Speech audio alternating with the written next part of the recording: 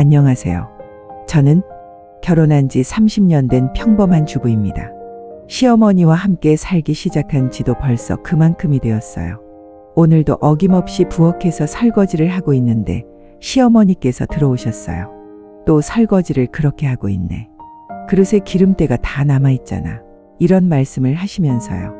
처음엔 정말 좋은 며느리가 되고 싶었거든요. 그런데 30년이 지난 지금도 뭘 해도 부족하고 뭘 해도 틀린 것 같아요. 죄송해요, 어머님. 다시 할게요. 라고 대답하면서도 속으로는 정말이지 언제까지 이런 식일까 싶었어요.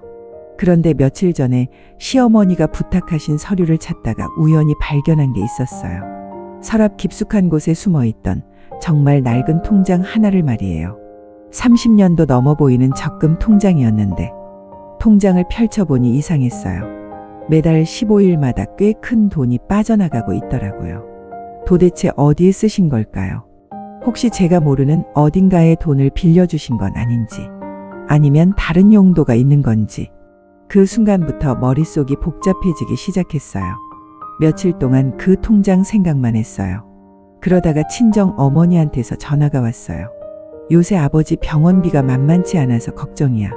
그런데 신기하게도 병원에서 이미 수납이 되어 있다고 하더라고. 누가 대신 내줬나 봐. 그 말을 듣는 순간 깨달았어요. 통장의 출금 날짜와 친정 아버지 병원비 날짜가 정확히 일치했거든요. 설마 시어머니가 우리 아버지 병원비를 대신 내주신 건가요? 머릿속이 하얘졌어요. 그동안 시어머니가 저에게는 그렇게 까다롭게 구시면서 뒤에서는 친정을 이렇게 챙겨주고 계셨던 거예요. 그런데 왜 아무 말씀도 안 하신 걸까요? 그때부터였어요. 시어머니를 볼 때마다 어색해지기 시작한 게 고마운 마음과 미안한 마음, 그리고 왜 숨기셨을까 하는 서운함이 뒤섞여서 뭐라 말을 해야 할지 모르겠더라고요. 시어머니께서 뭘 그렇게 멍하니 서 있어? 저녁 준비는 안 하고 물으시면 저는 네, 지금 할게요. 라고 대답하면서도 마음은 정말 복잡했어요. 남편에게 말할 수도 없고 아이들에게 말할 수도 없고 혼자 끙끙 앓고 있었어요. 이런 큰 은혜를 받고도 모른 척할 수는 없잖아요. 혼자 차를 마시며 계속 생각했어요. 어떻게 접근해야 할까? 어머님, 통장을 봤는데 우리 아버지 병원비를 내주셨더라고요. 라고 직접 말할 수는 없고, 그럼 어머님이 얼마나 기분 나빠하실까봐 걱정됐거든요. 며칠을 고민하다가 결심했어요. 시어머니의 진짜 마음을 알아보자고. 30년 동안 함께 살면서도 서로를 제대로 모르고 살았던 건 아닌가 싶어서요. 그런데 정말 이상했어요. 어머님이 그렇게 친정을 챙겨주시면서 왜 평소에는 그렇게 차갑게 대하실까? 제가 뭘 잘못한 걸까요? 이런 생각들이 계속 머릿속을 맴돌았어요. 그러던 어느 날 옆집 할머니가 오셨어요. 시어머니의 40년 지기 친구이신 분이거든요. 시어머니가 마트에 간 사이에 잠깐 들르신 건데 어쩌다 보니 그 통장 이야기를 하게 됐어요. 아이고, 너희 어머님. 그 양반 참 마음이 깊어. 말은 안 하지만 속으로는 얼마나 며느리를 아끼는데. 할머니가 이렇게 말씀하시더라고요. 정말요? 하고 물었더니 그럼 옛날에 너희가 신혼일 때 이 얘기하면 안 되나? 어머님이 입단속을 하라고 하셨는데 하시면서 말을 흐리시는 거예요. 그 순간 더 궁금해졌어요. 도대체 무슨 이야기일까요? 뭔가 더 큰 비밀이 있는 것 같았거든요. 할머니가 말하다만 그 이야기. 도대체 뭘까요?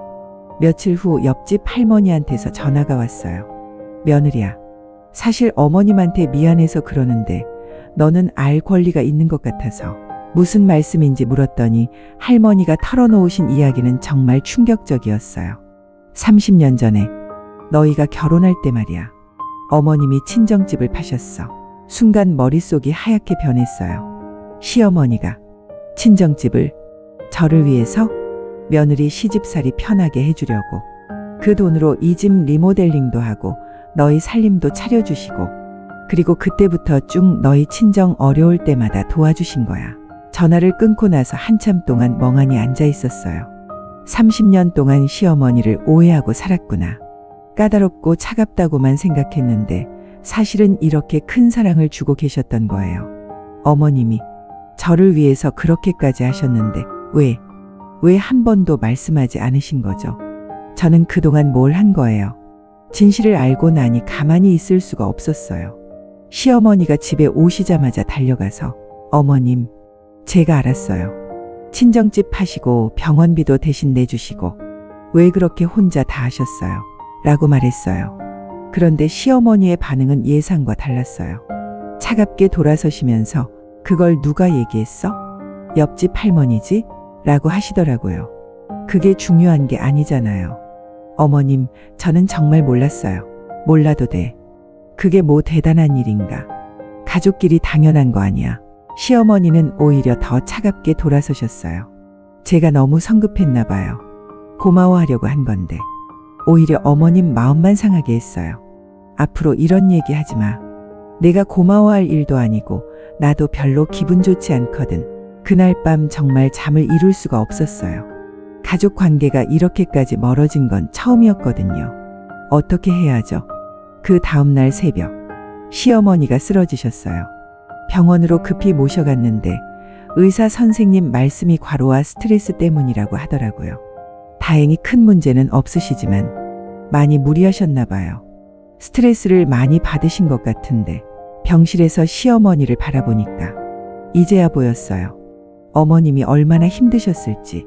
30년 동안 혼자 모든 걸 감당하시면서 어머님, 미안해요. 제가 너무 철없었어요. 어머님이 약한 목소리로 뭐가 미안해? 라고 하시는데 제가 30년 동안 어머님 마음도 모르고 살았어요. 제가 정말 바보였어요. 라고 했어요. 그러자 시어머니가 너 때문에 그런 게 아니야. 내가 표현을 못해서 그런 거지. 라고 하시더라고요. 그제야 시어머니도 눈물을 글썽이셨어요. 30년 만에 보는 어머님의 눈물이었어요. 사실은 너한테 미안했어. 좋은 어머니가 되고 싶었는데 자꾸 잔소리만 하게 되고 그 순간 이렇게 따뜻한 분이셨구나. 왜 진작 몰랐을까요? 시어머니가 퇴원하신 후 우리 집 분위기가 완전히 달라졌어요. 그 낡은 통장은 손자 민준이의 교육비 통장이 되었답니다. 이제는 어머님과 함께 부엌에서 요리를 해요. 이 나물은 이렇게 무치는 거야. 참기름을 너무 많이 넣으면 안 되고 똑같은 말씀인데 이제는 잔소리가 아니라 사랑이라는 걸 알겠어요. 손자 민준이가 할머니, 엄마, 같이 놀아요. 라고 하면서 우리 둘 손을 잡고 끌어당길 때 정말 행복해요. 이제야 진짜 가족이 된 것 같아서요. 30년이 걸렸지만 늦지 않았어요. 앞으로 남은 시간들이 더 소중하게 느껴져요. 어느 날 시어머니가 며느리야, 고마워 라고 하시더라고요. 저도 어머님, 제가 더 고마워요 라고 했어요. 그 낡은 통장 속에는 30년간의 사랑이 담겨 있었어요. 이제는 그 사랑이 우리 아이들에게도 이어져 갈 거예요. 완벽한 가족은 없어도 서로를 이해하려 노력하는 가족은 있다는 걸 배웠어요. 가족이라는 건 사랑하는 방법이 서로 달라도 그 마음만은 같다는 것을 깨달았습니다. 지금 이 이야기를 들으시는 분들 중에도 혹시 저와 비슷한 고민을 하고 계신 분이 있으시다면 한 번쯤은 용기를 내어보세요. 우리가 모르는 사이에 누군가는 우리를 위해 조용히 사랑하고 있을지도 모르거든요.